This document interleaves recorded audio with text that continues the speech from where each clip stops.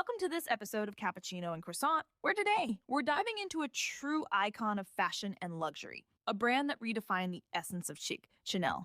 But hold up, don't think we're just going to chat about tweed bags and two-tone shoes. Far from it. While Chanel might embody glamour, its empire was built on bold choices, pivotal moments, and marketing that transformed every product into a coveted object. Gabrielle Chanel, or Coco, didn't just flirt with the trends of her time, she blew them wide open. And if you think today's luxury scene has drifted away from the ideals of freedom and audacity she championed, then it's high time for a closer look at her story. From the humble beginnings of a hat boutique to the daring designs that shook the world, Chanel has weathered highs, lows, wars, and, most notably, reinvention after reinvention. In this episode, we'll break down the history of this legendary house. We'll cover Coco's early days, the Lagerfeld era that brought Chanel roaring back in the 80s, the brand's codes that have left their mark on pop culture, and even how it shapes our modern-day take on luxury. Balancing heritage with innovation, Chanel has mastered the art of reinvention without ever losing its essence. So get ready to discover how a brand stays true to itself while capturing the zeitgeist, and why. A century after its founding, Chanel continues to captivate us all.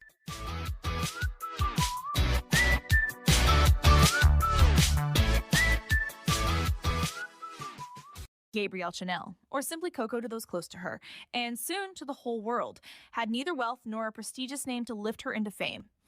Born in 1883 in the small town of Sommer, her early life was, let's just say, a far cry from the glamour and elegance she would later embody. After her mother's death, Coco was sent to an orphanage run by nuns, a period that seems to have shaped her lifelong love for simplicity and discipline. Elegance comes from austerity, she once said, likely recalling the black dresses and plain uniforms worn by the nuns that left their mark on her adolescence. She began modestly in 1910, opening her first hat shop at 21 Rue Clermont in Paris under the name Chanel Modes. Her designs quickly stood out for their understated elegance, catching the eyes of a few influential figures in Parisian society, including actress Gabrielle. Coco quickly understood the power of early 20th century social media. Celebrities, Dorziat wore her hats in a popular play, and suddenly the name Chanel was on everyone's lips. But behind the hat lay a bigger vision, to liberate women from the literal and figurative constraints of fashion. Chanel dared to challenge corsets, puffy dresses, stifling fabrics, and, most of all, the notion that women had to suffer for beauty. "I want women to be free," she declared. In 1913, she opened a boutique in Deauville offering sportswear for women. Today, it sounds simple enough, but at the time, a woman wearing pants or sports attire was viewed as eccentric at best, scandalous at worst. But Chanel persisted. She introduced Jersey, a comfortable fabric often used in men's underwear. It was a risky choice, but it paid off. Women began buying her creations, drawn by the fusion of style and comfort. Then came the 1920s, and Chanel became a cultural icon, a visionary. She created what is arguably her most iconic piece, the little black dress. In 1926, Vogue described it as the Ford of fashion, a universal dress that any woman could wear, whether to a cocktail, a date, or even a funeral, without missing a beat. Black, once reserved for mourning, became, in her hands, the color of pure elegance, a radical concept for the time. And then, of course, there's Chanel No.5. In 1921, Coco teamed up with perfumer Ernest Beaux to create a fragrance that smelled like a woman, a scent neither floral nor fruity, but abstract, complex, modern. Beaux presented two series of samples numbered 1 to 5 and 20 to 24, and Coco chose number 5. Legend has it, she said, "I'm launching my collection on the 5th of May, the 5th day of the 5th month, so let's keep this number." Beyond the anecdote, this choice shows Chanel's sharp marketing instincts. Chanel No.5 became a phenomenon, a symbol of accessible luxury and mystery. When Marilyn Monroe was asked what she wore to bed, she famously replied, "Just a few drops of Chanel No.5. This line sent shockwaves through the fashion world, turning the perfume into a living legend. During the 1930s, Coco Chanel cemented herself as an international fashion figure, but World War II changed everything. Chanel closed her boutiques in 1939, except for the one on Rue Clermont.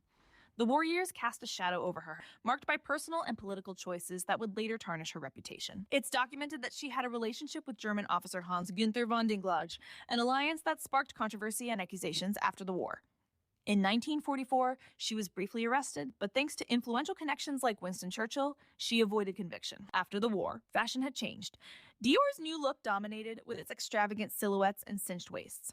But in 1954, at the age of 71, Coco returned, defying critics who saw her as a relic. She relaunched her brand with a collection that stood in stark contrast to the trends, featuring simple lines and practical cuts. Her tweed suit, inspired by men's jackets, became another emblem of her style, blending comfort with elegance. "I gave women back their freedom," she liked to say. And this freedom was the kind that allowed women to feel powerful, to move, work, and live without constraints. The story of Chanel is not just the tale of a brand. It's the quiet revolution of the feminine wardrobe and of a personality who imposed her vision on the world, no matter the cost.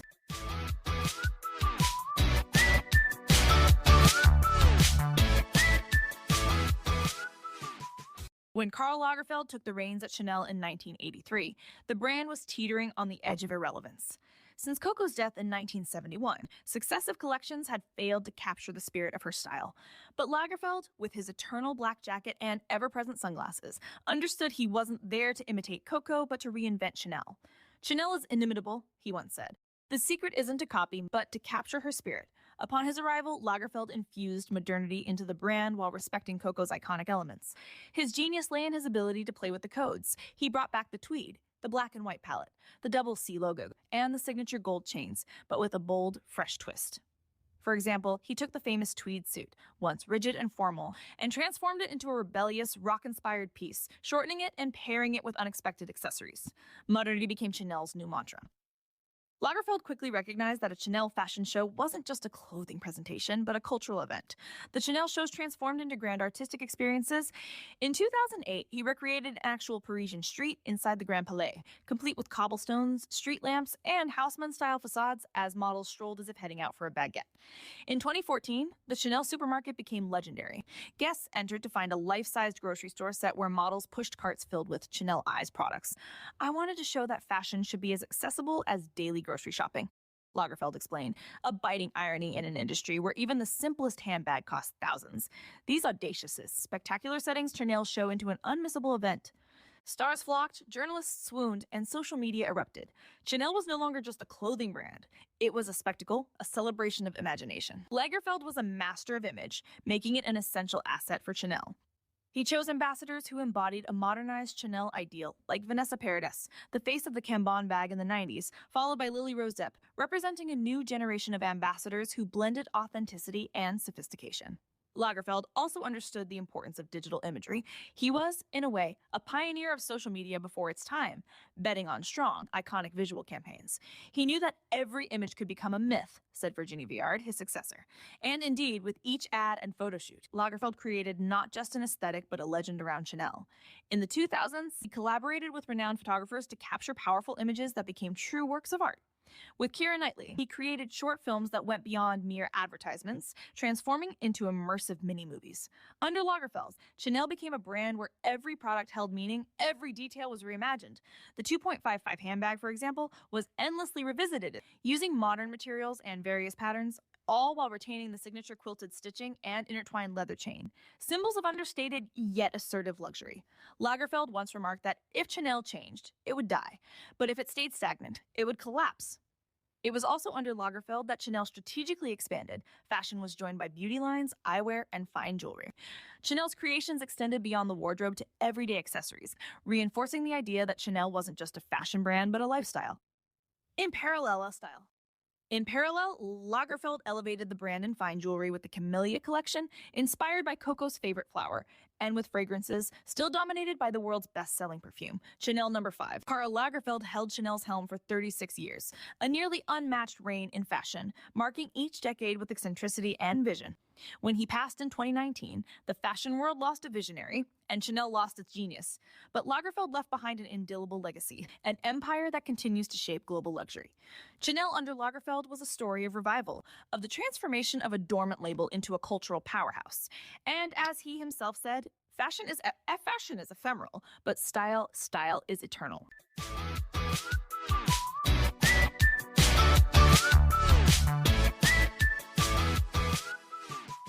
If there's one brand that has transcended the decades to become more than just a fashion symbol, it's Chanel.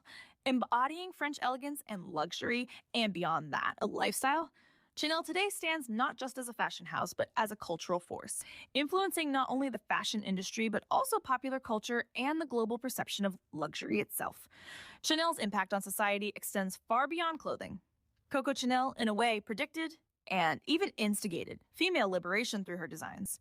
Straying from tight corsets and restrictive accessories, she promoted a style that flowed with the body, allowed movement, and, in a word, liberated. Women of the time found in Chanel's creations a form of quiet rebellion. With her trousers, sharply cut shirts, and little black dress, Chanel reinvented women's wardrobes across all social classes. Vogue even dubbed her the first feminist of fashion, but Chanel didn't stop there.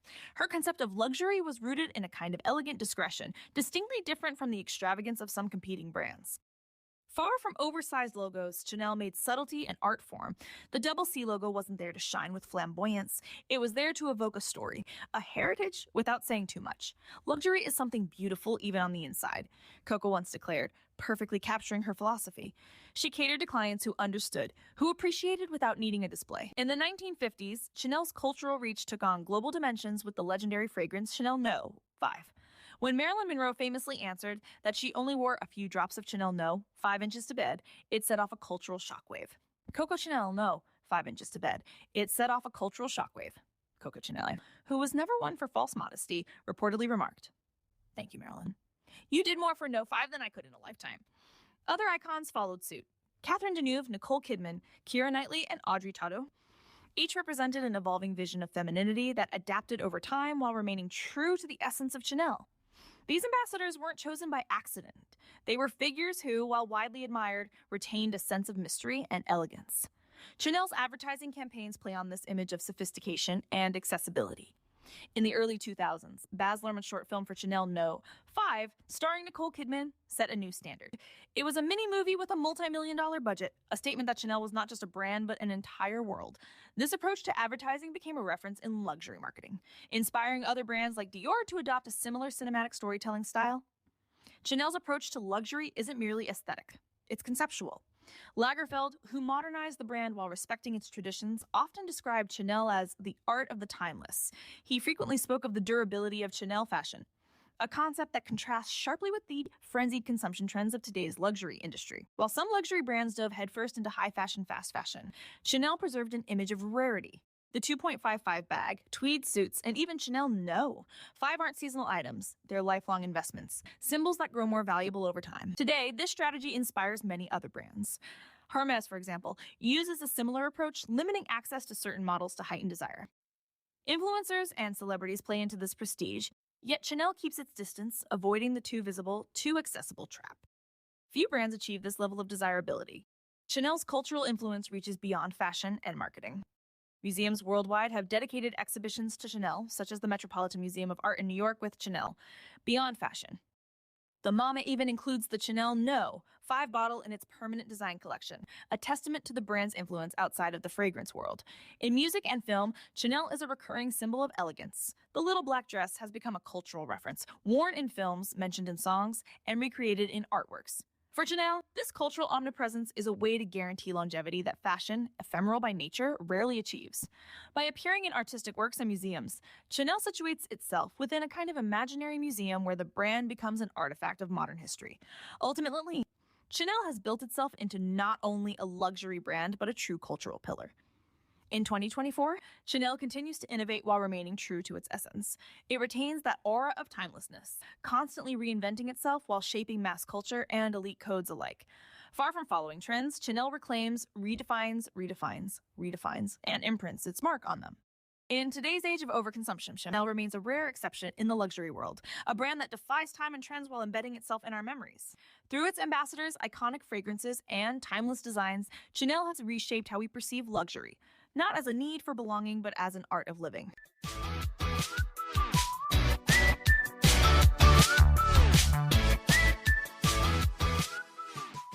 When we talk about Chanel, we're not just talking about fashion. We're talking about mastery in marketing.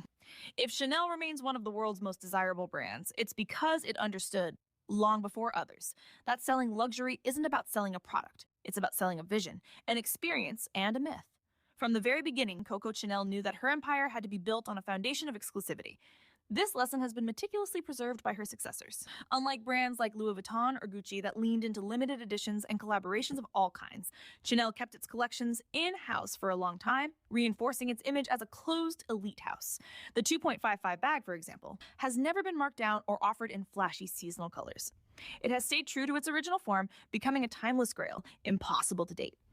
Chanel also mastered the art of rarity. Boutiques often limit their stock, not because they lack production means, but because they know desire is the key to luxury. According to the business of fashion, this distribution control maintains a perception of scarcity. At Chanel, you're not just buying a bag, you're accessing a circle, jokes a former sales executive. This strategy of limitation reinforces the feeling that owning a Chanel piece is an exclusive experience, almost reserved for insiders.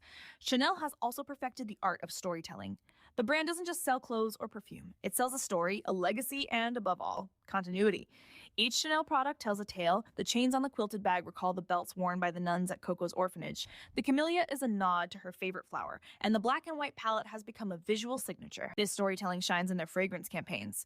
Take Chanel No.5, a fragrance that, from Marilyn Monroe to Nicole Kidman, has built a legend of its own. In 2004, Baz Luhrmann directed Nicole Kidman in a short film where she escapes her celebrity life to find love in a cinematic version of New York. The campaign cost millions but became iconic, revolutionizing luxury advertising by creating a genuine movie around a simple perfume. The message was clear. Chanel doesn't sell a product, it sells a story. Chanel has long shied away from the excesses of digital marketing and influencer partnerships, preferring ambassadors who embody timeless values. Vanessa Paradis, Keira Knightley, Kristen Stewart, and even Pharrell Williams represent the brand not because they're trendy, but because they bring an image of creativity and sophistication that transcends. Fleeting fashion fads. Chanel's ambassadors almost become symbols of the brand, creating a connection that feels authentic. When Keira Knightley became the face of Coco Mademoiselle, she represented not just a perfume, but an entire idea of youth, sensuality, and freedom. Chanel's advertising campaigns remain understated yet powerful, reinforcing the image of a brand with nothing to prove. Even with the rise of social media, Chanel maintains a highly selective approach. In 2022, Vogue Business observed that Chanel is one of the few brands to avoid collaborations with micro-influencers, preferring to focus on established personalities. It's a risky strategy, but perfectly aligned with the brand image, says Sarah Willersdorf, a luxury marketing expert. Since Lagerfeld's passing, Virginie Viard has taken over Chanel's creative direction. With her, the brand retains its essence while subtly evolving. Viard hasn't tried to reinvent the wheel. She's chosen to modernize what exists, introducing touches of color, experimenting with textures, and adapting classics for modern needs. For example, tweed jackets are now lighter, and the collections feature more casual pieces while retaining that touch of sophistication.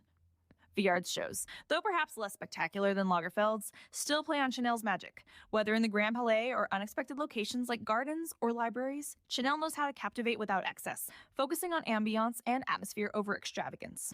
Viard has also introduced sustainable fashion elements, a welcome evolution in a world increasingly attentive to environmental issues, all while keeping Chanel's rarity and aura intact. Chanel has succeeded in maintaining a marketing strategy that makes it not just a luxury brand, but a cultural icon. Through controlled scarcity, powerful storytelling, and carefully chosen ambassadors, the house has established a unique model that many brands aspire to, but none have matched. Chanel in 2024 continues to reign, reminding us that in luxury, it's not the product itself, but the dream it represents that holds true value.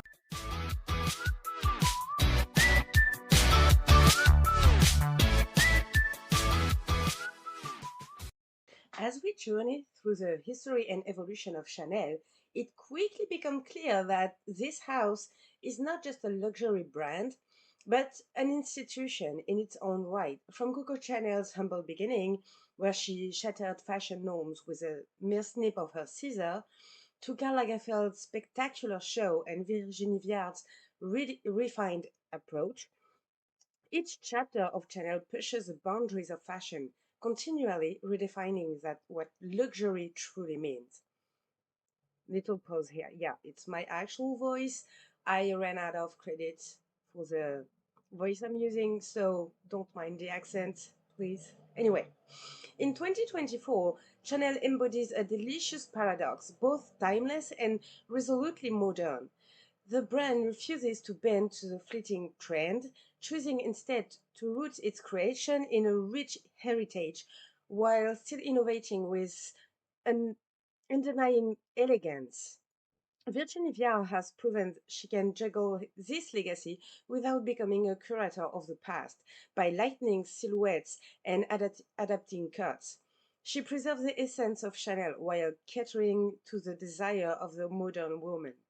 Today, Chanel doesn't just make fashion, it influences zeitgeist, even cultural history itself, whether we're talking about its social impact, marketing strategies, or the imprint of its designer.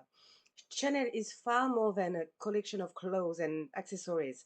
The house has become a mirror of our society, a symbol of what fashion can achieve when it dares to defy norms, break boundaries, and pose a question others shy away from.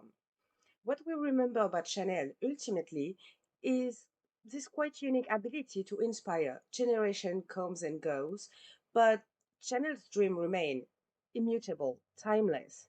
But before we part ways, here a little question for you. What does luxury mean to you today?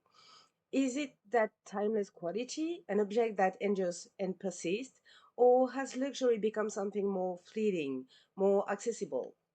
If this episode sparked something in you, or even just piqued your curiosity, don't hesitate to share your impression, your personal anecdote about the brand, or even your favorite channel piece on our social channel.